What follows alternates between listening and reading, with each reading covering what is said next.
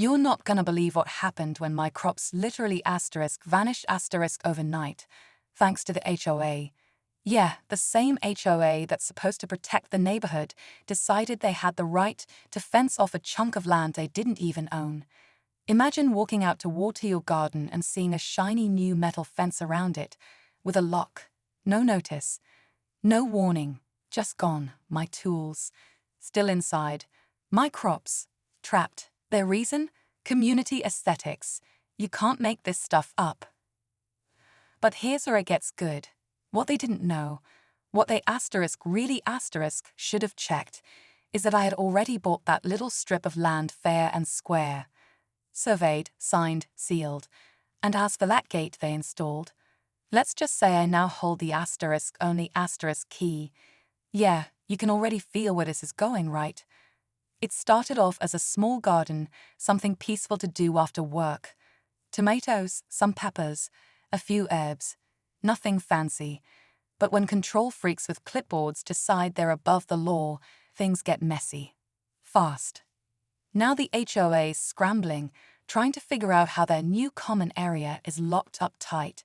And guess who's not sharing? The board president, furious, neighbors, confused. Me, just tending to my crops, business as usual. And trust me, it only gets crazier from here. Because once they realized who they'd messed with, well, let's just say fences aren't the only thing I had plans for. So, here's the part they didn't expect. I'm not just some hobby gardener with a few flower pots. I bought that land 2 years ago after a messy boundary dispute with the previous owner.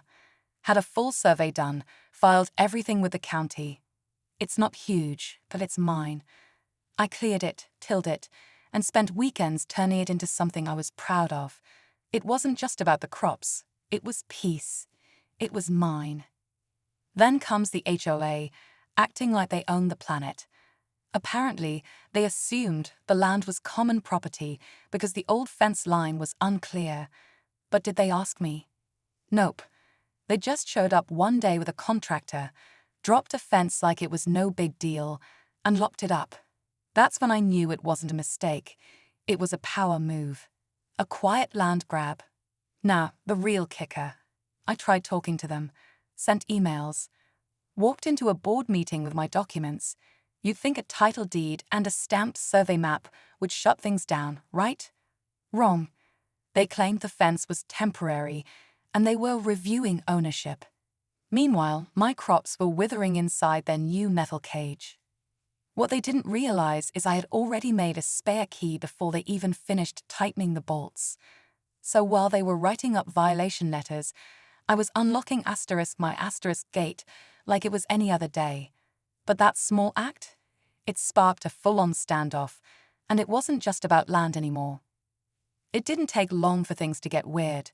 A week after I started unlocking the gate and tending my crops again, one of the HOA board members, let's call him Carl, decided to make it personal.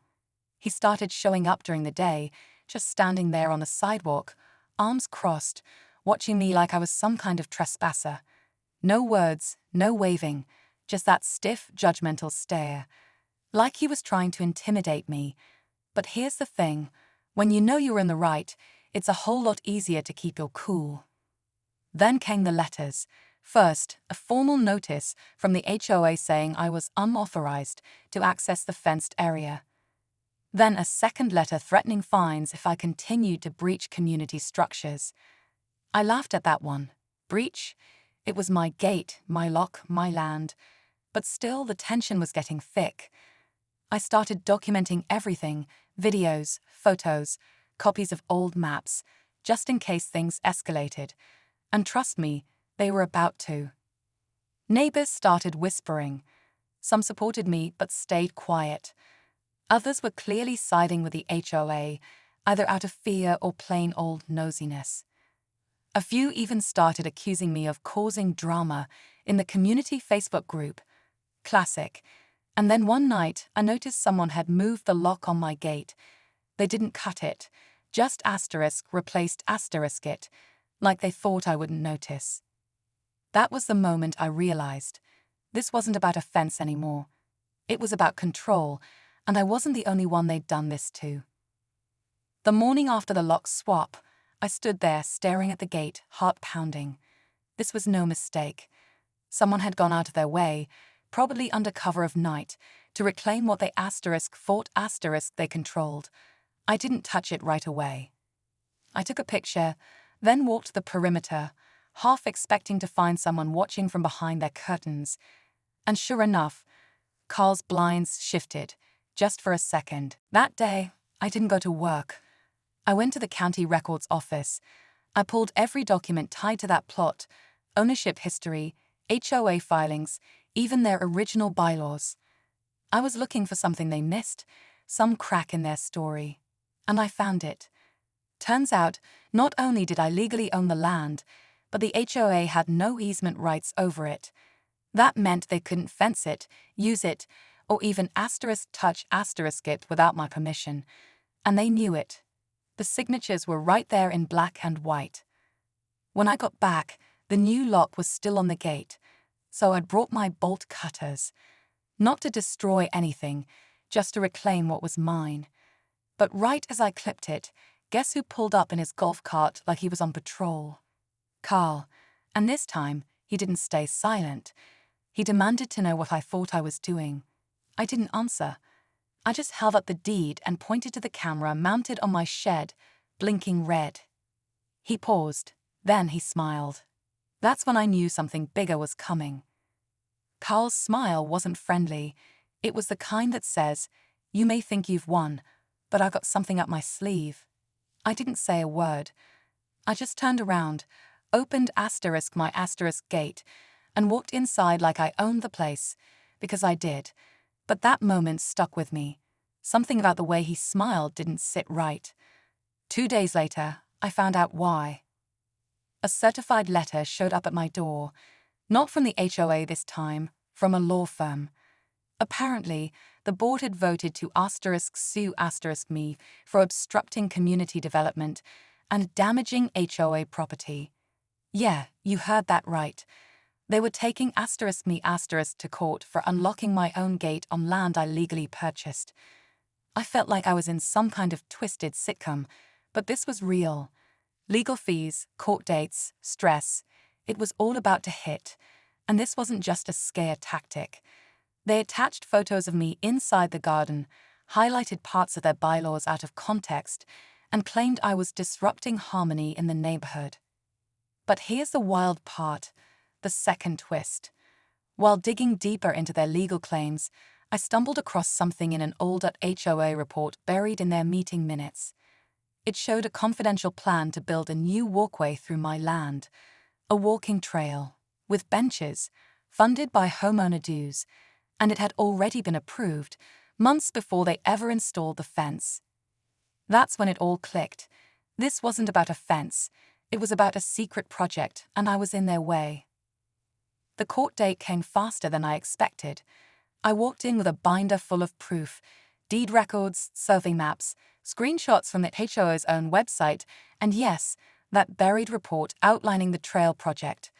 Carl and 2 board members sat stiffly across from me, looking confident, but that changed real quick. The judge barely let them finish their opening before raising an eyebrow. "You're suing him for entering land he legally owns," she asked. Carl stammered something about community impact, but it fell flat. I laid everything out, how they installed the fence without notice, replaced the lock, and ignored my legal ownership. Then I dropped the final piece, the meeting minutes showing their secret vote to turn my garden into part of a walking trail. The judge leaned back and just stared at them. It was quiet, awkward. Then she said, "Dismissed. And I suggest your HOA reviews its procedures." Victory never tasted so sweet. But here's the twist. 2 weeks after the case, I got a knock on my door, not from Carl, but from a different neighbor. She looked nervous, holding a folder. Inside, a petition. Turns out, I wasn't the only one they'd pulled this kind of stunt on. The HOA had quietly bought or claimed small lots around the neighborhood for improvements, sometimes without owners even knowing. She asked if I'd help the others fight back. So now, I'm not just the guy with the garden. I'm the guy who accidentally uncovered the HOA's little empire-building scheme. And trust me, we're just getting started.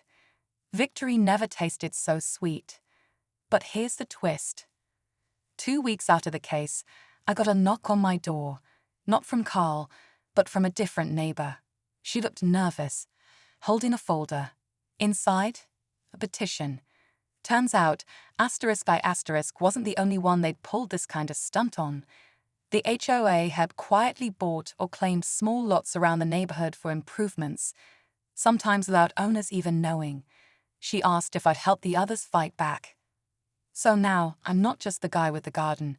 I'm the guy who accidentally uncovered the HOA's little empire-building scheme. And trust me, we're just getting started.